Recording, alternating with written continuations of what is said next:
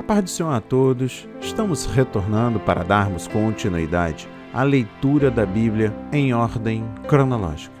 E hoje, no 337º dia, lendo esta linda história que Deus escreveu para nós, estamos iniciando a leitura no livro de Romanos. Eu trago para a leitura os capítulos 1 a 4. Mas antes, vamos falar sobre o livro. Autor, Paulo. Tema, a revelação da justiça de Deus. Data, cerca de 57 depois de Cristo. Considerações preliminares. Romanos é a epístola de Paulo mais longa, mais teológica e mais influente. Talvez por essas razões foi colocada em primeiro lugar entre as dos apóstolos. De modo contrário à tradição católica romana, a Igreja de Roma não foi fundada por Pedro, nem por qualquer outro apóstolo. Ela talvez foi iniciada por convertidos de Paulo provenientes da Macedônia e da Ásia, bem como pelos judeus e prosélitos convertidos no dia de Pentecostes, conforme livro de Atos, capítulo 2, versículo 10. Paulo não tinha Roma como campo específico de outro apóstolo. Em Roma, Paulo afirma que muitas vezes planejou ir até Roma para ali pregar o Evangelho, mas que, até então, fora impedido. Reafirma que seu desejo de ir até eles. Paulo, ao escrever esta epístola, perto do fim da sua terceira viagem missionária, estava em Corinto como hóspede na casa de Gaio. Enquanto escrevia Romanos através do seu auxiliar Tércio, planejava voltar a Jerusalém para o dia de Pentecostes, provavelmente na primavera de 57 ou 58 depois de Cristo, e entregar pessoalmente uma oferta de socorro das igrejas gentias aos crentes pobres de Jerusalém. Logo a seguir, Paulo esperava partir para a Espanha, levando-lhe o Evangelho, visitar de passagem a igreja de Roma e receber a ajuda dos crentes ali para prosseguir em sua caminhada para o oeste. Propósito: Paulo escreveu esta carta a fim de preparar o caminho para a obra que ele esperava realizar em Roma e na sua missão prevista para a Espanha. Primeiro, o seu propósito era duplo. Segundo parece, os romanos tinham ouvido boatos falsos a respeito da mensagem da teologia de Paulo. Daí, ele achar necessário registrar por escrito o evangelho que já pregava há 25 anos.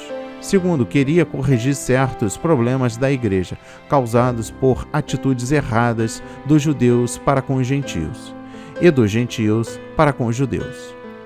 Visão panorâmica. O tema em Romanos está no capítulo 1 dos versículos 16 a 17, a saber que no Senhor Jesus Cristo a justiça de Deus é revelada como a solução à justa ira contra o pecado. A seguir, Paulo expõe as verdades fundamentais do Evangelho.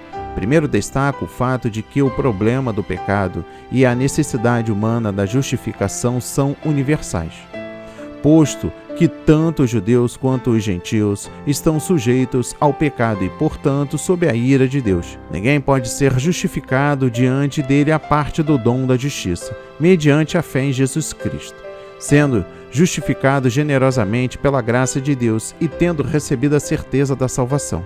O crente demonstra que recebeu o dom divino da justificação ao morrer com Cristo para o pecado. É liberto da luta com a justiça da lei e é adotado como filho de Deus, recebendo nova vida segundo o Espírito, em que o conduz à glorificação. Deus está levando a efeito o seu plano de redenção a despeito da incredulidade de Israel. Finalmente, Paulo declara que uma vida transformada em Cristo resulta na prática da retidão e do amor em todos os aspectos da vida social, civil e moral da pessoa. Paulo termina Romanos expondo seus planos pessoais, uma longa lista de saudações pessoais, uma última admoestação e uma doxologia. Características especiais. 7 destaques principais caracterizam Romanos. Primeiro, Romanos é a mais sistemática epístola de Paulo, a epístola teológica por excelência do Novo Testamento. Segundo Paulo, escreve no estilo de pergunta e resposta, ou de diálogo. Terceiro, Paulo usa amplamente o Antigo Testamento como autoridade bíblica na apresentação da verdadeira natureza do Evangelho. Quarto, Paulo apresenta a justiça de Deus como a revelação fundamental do Evangelho. Deus restaura e ordena a situação do homem em Jesus Cristo e através dele. Quinto, Paulo focaliza a natureza dupla do pecado, bem como a provisão de Deus em Cristo para cada aspecto. Ponto número 1, o pecado como uma transgressão pessoal e o pecado como um princípio ou lei. Hamartia, do grego, isto é, a tendência natural inerente para pecar, existente no coração de toda pessoa desde a queda de Adão. Sexto, o capítulo 8 é o mais longo da Bíblia sobre a obra do Espírito Santo na vida do crente. Sétimo, Romanos contém o estudo mais profundo da Bíblia sobre a rejeição de Cristo pelos judeus, executando-se um remanescente, bem como sobre o plano divino redentor para todos, alcançando por fim Israel. A inspiração do dia. Homem precisa desesperadamente da justiça de Deus. A gloriosa provisão divina da justiça. Em Romanos capítulo 1 destaco o Espírito de santificação. Preste atenção na mensagem no versículo 4. Esta expressão refere-se à terceira pessoa da Santíssima Trindade. Sua santidade o separa totalmente do espírito humano, do pecado e do mundo, e descreve tanto sua característica preeminente quanto a sua obra. A obediência da fé. Preste atenção na mensagem no versículo 5. Note que Paulo, tanto no começo dessa epístola, no capítulo 1, versículo 5, como no fim, no capítulo 16, versículo 26, define a fé em termos de obediência. Para Paulo, a natureza da fé salvífica deve ser determinada por seu propósito inicial, a saber, unir nossa vida com Deus, através de Jesus Cristo em amor, devoção, gratidão e obediência. Chamados santos. Preste atenção na mensagem no versículo 7.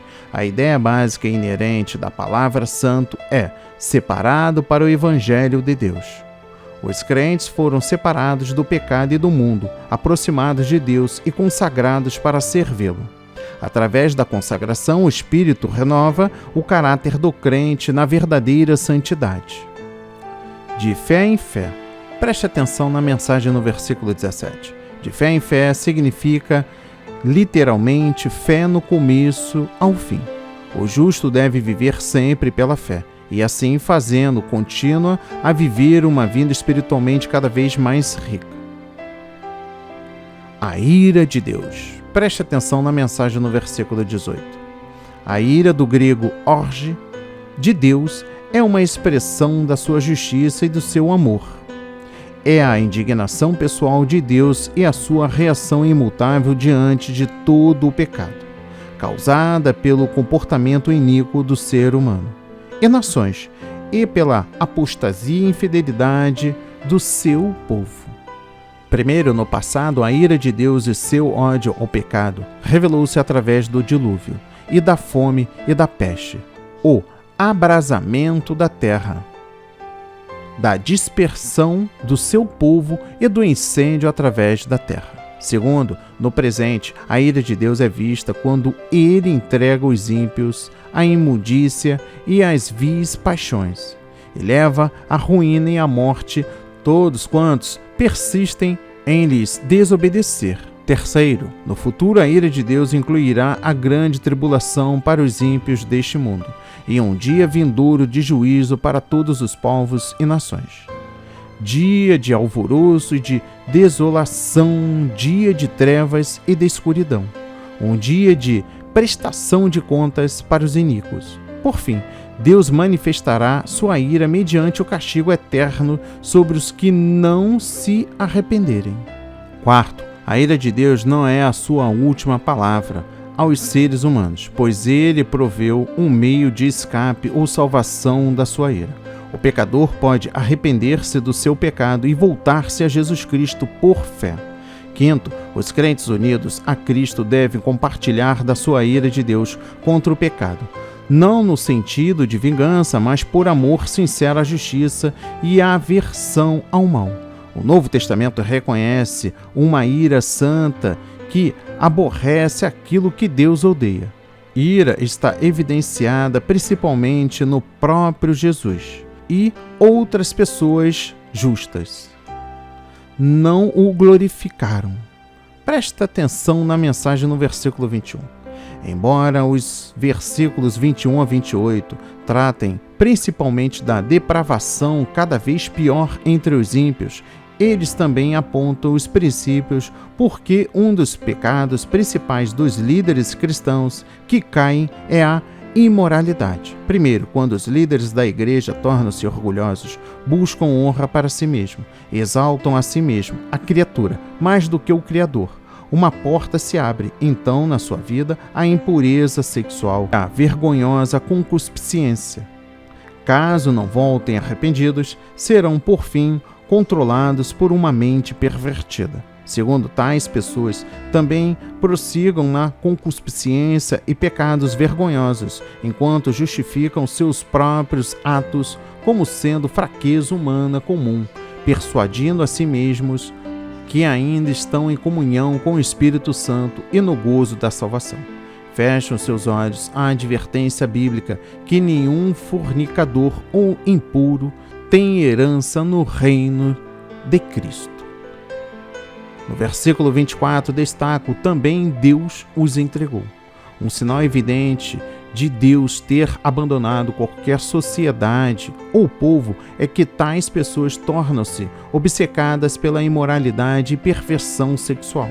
Primeiro, a expressão também Deus os entregou à imundícia significa que Deus abandonou essas pessoas a concupiscências mais baixas. A palavra concupiscências do grego epitomia, neste versículo, denota uma paixão desenfreada por prazeres sexuais proibidos. Segundo, 3 etapas do abandono por Deus à impureza são: ponto número 1. Ele entrega as pessoas aos prazeres sexuais pecaminosos que degradam o corpo. Segundo, ele as entrega às paixões homossexuais e lésbicas vergonhosas. A seguir, ponto número 3, ele as entrega a um sentimento perverso, isto é, sua mente justifica as suas ações iníquas e pensam continuamente no mal e nos prazeres dos pecados sexuais. Essas 3 etapas ocorrem entre todos os que rejeitam a vontade da revelação divina e que buscam o prazer na iniquidade. Terceiro, Deus tem 2 propósitos ao abandonar os iníquos ao pecado. Ponto número 1, permitir que o pecado e as suas consequências se acelerem como parte do juízo sobre eles. E ponto número 2, levá-los a reconhecer sua necessidade da salvação. Mentira.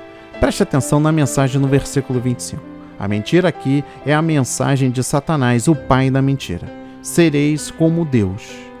Primeiro, crer na mentira é rejeitar a verdade de Deus e tomar parte na idolatria. Segundo, a Bíblia adverte constantemente contra o orgulho devido à tendência do ser humano de crer na mentira e adorar a si mesmo, visto como se eleva o teu coração e dizes: eu sou Deus.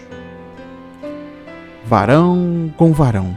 Preste atenção na mensagem no versículo 27. O apóstolo certamente considerou a abominação homossexual do homem e da mulher como a evidência máxima da degeneração humana, resultante da imoralidade e do abandono da pessoa por Deus.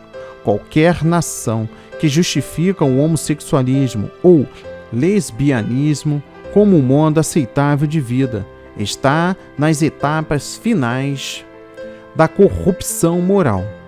No versículo 32 destaco: consentem aos que fazem. A última palavra de Paulo sobre a pecaminosidade humana tem a ver com a condenação por Deus de uma condição do ser humano merecedora de maior juízo do que a própria prática do pecado, isto é, apoiar, aprovar e incentivar o mal, sentindo prazer nas práticas imorais dos outros. Esse é o derradeiro grau da depravação, deleitar-se com a concupiscência e iniquidade dos outros.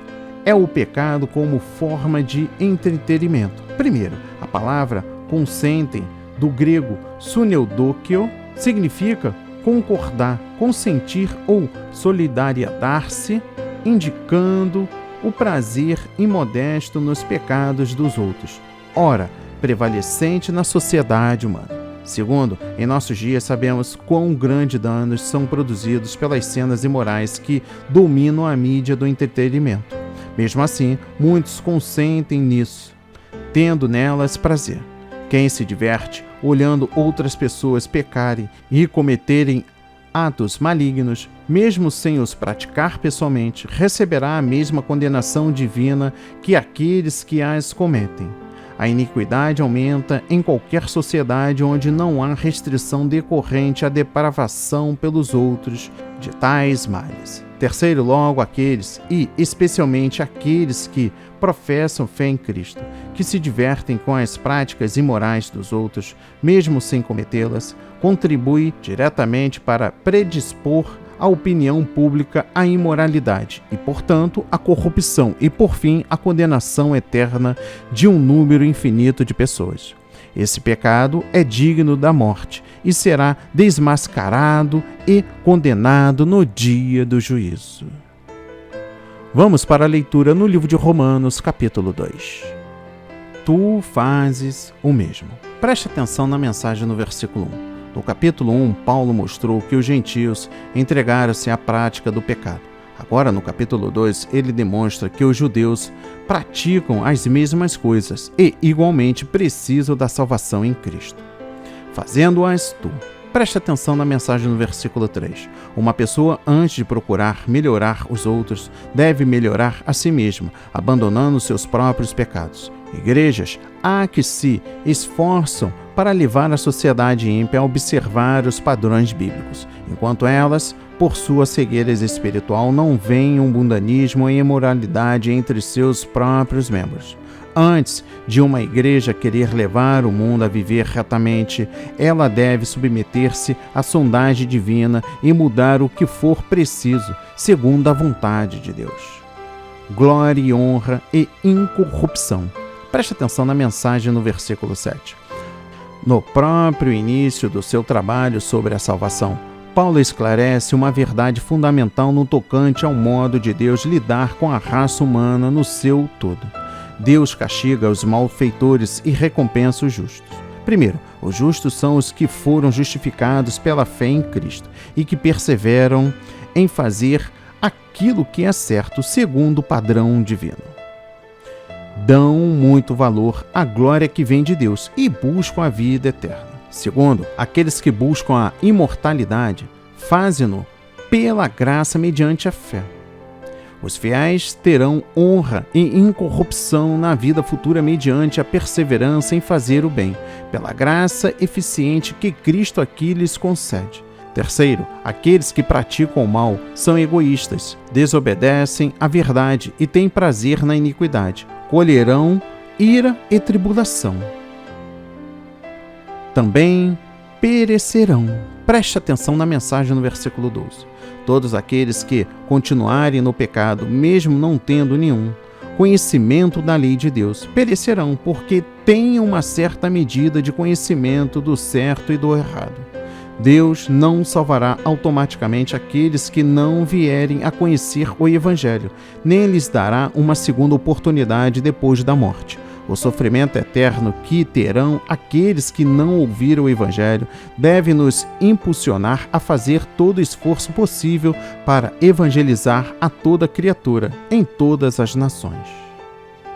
Os que praticam a lei hão de ser justificados.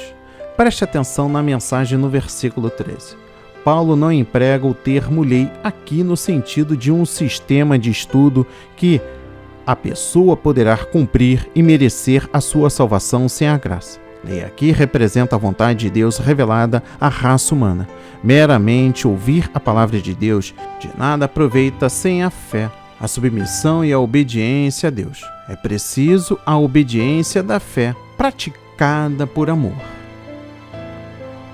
O nome de Deus é blasfemado. Preste atenção na mensagem no versículo 24. Os pecados dos judeus deram ocasião aos gentios blasfemarem o nome de Deus. Da mesma maneira, hoje, os pecados das igrejas liberais e dos crentes professos dão ao ímpio motivo para blasfemarem o nome de Cristo. E o versículo 29. Circuncisão do coração no espírito. Uma referência à obra da graça de Deus no coração do crente, que o torna coparticipante da natureza divina e o capacita a viver uma vida pura, separada do pecado para a glória de Deus. Sendo assim, o santo viver é um sinal externo de que estamos sob a nova aliança. No capítulo 3, destaco o versículo 9. Todos estão debaixo do pecado. Nos capítulos 1 e 2, Paulo demonstrou que todo mundo, seja gentil ou judeu, é escravo do pecado. No capítulo 3, dos versículos 9 a 18, ele explica o porquê disso e ensina que todo ser humano tem uma natureza pecaminosa, que o instiga ao pecado e ao mal. Disso resulta que todos são culpados e estão sob a condenação divina. A solução de Deus para essa situação trágica é oferecer perdão, ajuda, graça, justiça e salvação a todos, mediante a redenção que há em Cristo Jesus. Não há um justo. Preste atenção na mensagem dos versículos 10 a 18. Estes versículos expressam o exato conceito da natureza humana. Todas as pessoas, no seu estado natural, são pecadoras. A totalidade do seu ser é afetada negativamente pelo pecado, sendo também propensas a conformar-se com o mundo, quanto ao diabo e quanto à natureza pecaminosa. Todos são culpados de desviar-se do caminho da piedade para o caminho do egoísmo. Não há temor de Deus. Preste atenção na mensagem no versículo 18. Porque a humanidade continua em tão deplorável condição? Porque não há temor de Deus diante de seus olhos. Se tivesse temor de Deus, teria buscado a reconciliação e a paz com Deus. Pelo temor do Senhor, os homens se desviavam do mal. A justiça de Deus. Preste atenção na mensagem no versículo 21. Esta expressão refere-se à ação redentora de Deus na esfera do pecado humano, mediante a qual Ele, dentro das normas da sua justiça, leva-nos a um relacionamento correto com Ele mesmo e nos liberta do poder do mal. No Antigo Testamento, a operação da salvação e a manifestação da justiça são essencialmente a mesma coisa. Primeiro, essa revelação da justiça de Deus no Evangelho não é algo que ocorreu somente no passado. Como o poder de Deus para a salvação que acompanha o crente, ela se mantém nova e suficiente. Segundo, essa justiça de Deus é nossa, mediante a fé em Jesus Cristo. Fé em Jesus Cristo. Preste atenção na mensagem no versículo 22. Vemos aqui que Jesus Cristo é o real objeto da nossa fé. A fé em Jesus Cristo como Senhor e Salvador é a única condição de que Deus requer do pecador para a sua salvação. Justificados gratuitamente pela redenção. Preste atenção na mensagem no versículo 24. Este versículo contém duas das palavras que Paulo mais usa para expressar a salvação: justificados e redenção. Seu sangue. Preste atenção na mensagem no versículo 25. No Novo Testamento enfatiza várias verdades no tocante à morte de Cristo em prol da humanidade. Primeiro, foi um sacrifício, isto é, a oferenda do seu sangue, da sua vida. Segundo, foi vicária, isto é, ele morreu não para o seu próprio bem, mas para o bem dos outros. Terceiro, foi substituinte, isto é, Cristo padeceu a morte como penalidade do nosso pecado, como nosso substituto. Quarto, foi propiciatória, isto é, a morte de Cristo em prol dos pecadores, satisfez a lei justa de Deus, bem como a ordem moral divina. A morte de Cristo removeu a ira de Deus contra o pecador arrependido. A integridade de Deus exigia que o pecado fosse castigado e fosse feita propiciação junto a Ele, em nosso favor.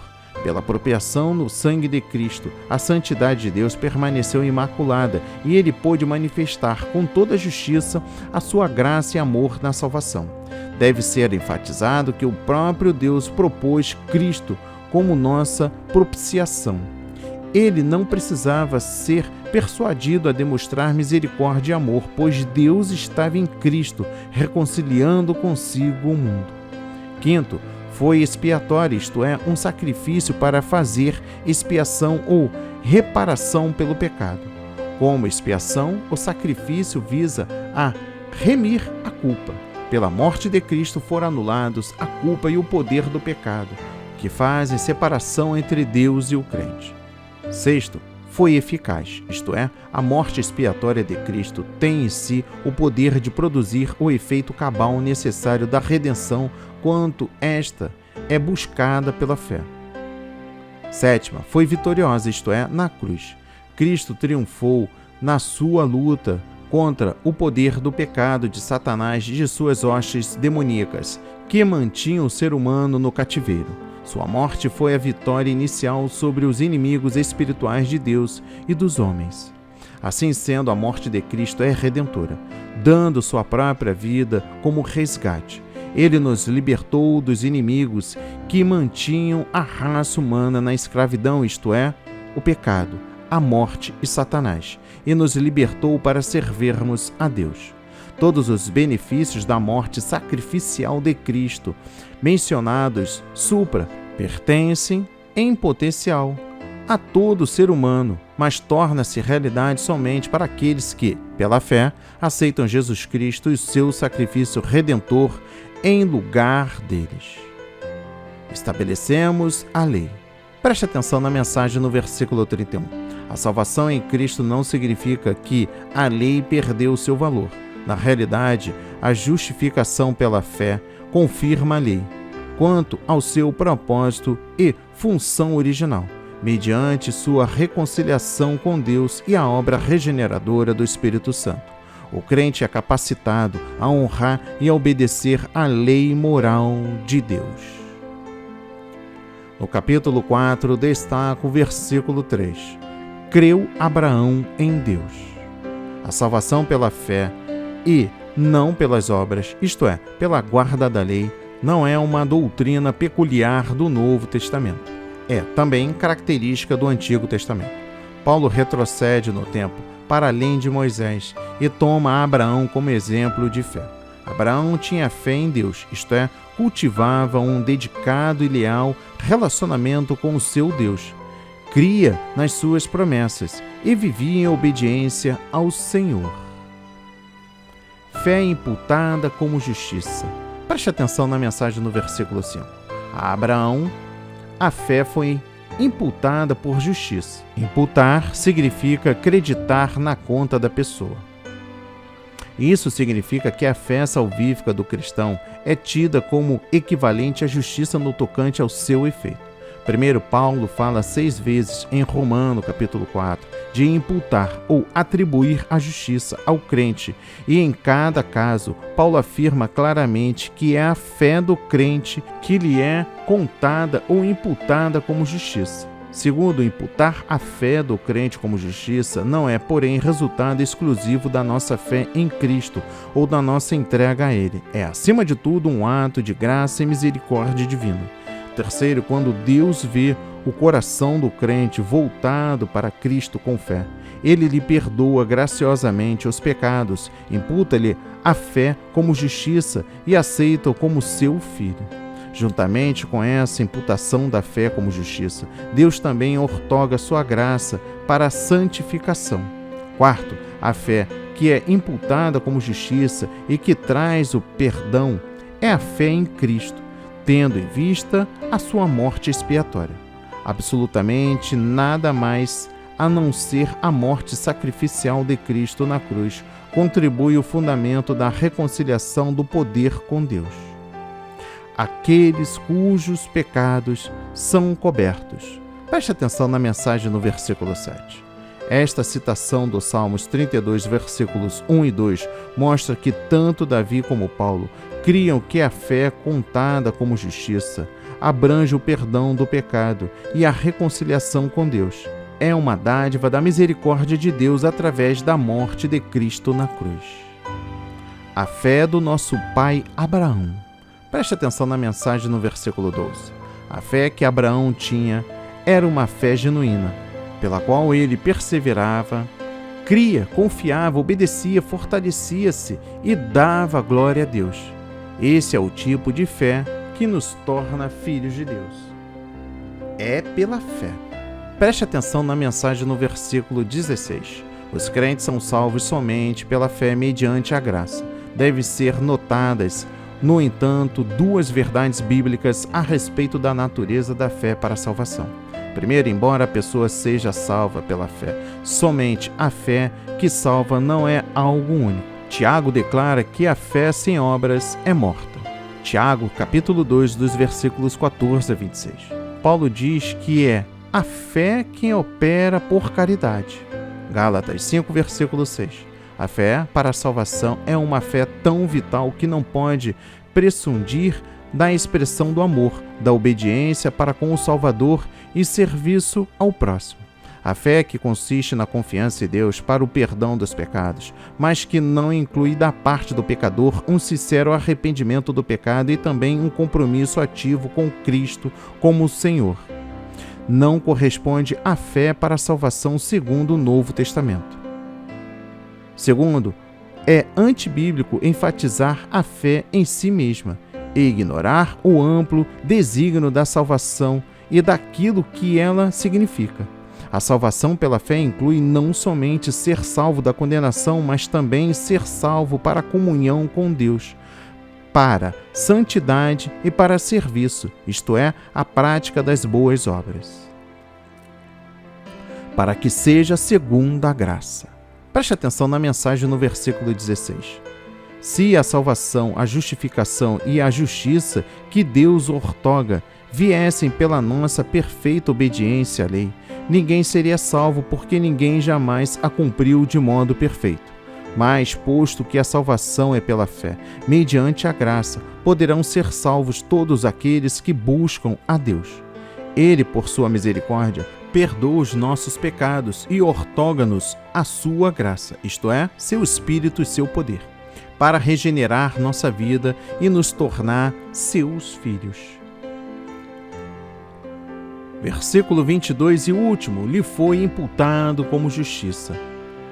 Na ilustração que Paulo deu da justiça no capítulo 4, ele não declara em parte alguma que a justiça de Deus ou de Cristo é, na realidade, imputada ou comunicada ao crente. Devemos tomar cuidado para não descrever a justificação como decorrente da guarda da lei do Antigo Testamento por Cristo, e daí comunicada por ele ao crente. Se a justificação fosse pelos méritos da guarda da lei transferidos ao homem, então não se trata do mesmo tipo de fé que Abraão teve, e por isso, por sua vez, anula a promessa e torna a salvação um resultado do mérito e não da graça. Paulo declara enfaticamente que a justificação e a retidão não decorrem da lei, mas da misericórdia, graça, amor e perdão de Deus, e que a fé de Abraão, isto é, sua crença, sua dedicação a Deus, sua forte confiança e inabalável firmeza em Deus e nas suas promessas, lhe é atribuída como justiça pela misericórdia e graça de Deus. Que a palavra de hoje toque o seu coração, transforme a sua vida para a honra e a glória do Senhor. Leia a Bíblia diariamente, pois este é o verdadeiro canal que se aprende, conhece a verdade e ouve a voz de Deus. Amém e graças a Deus.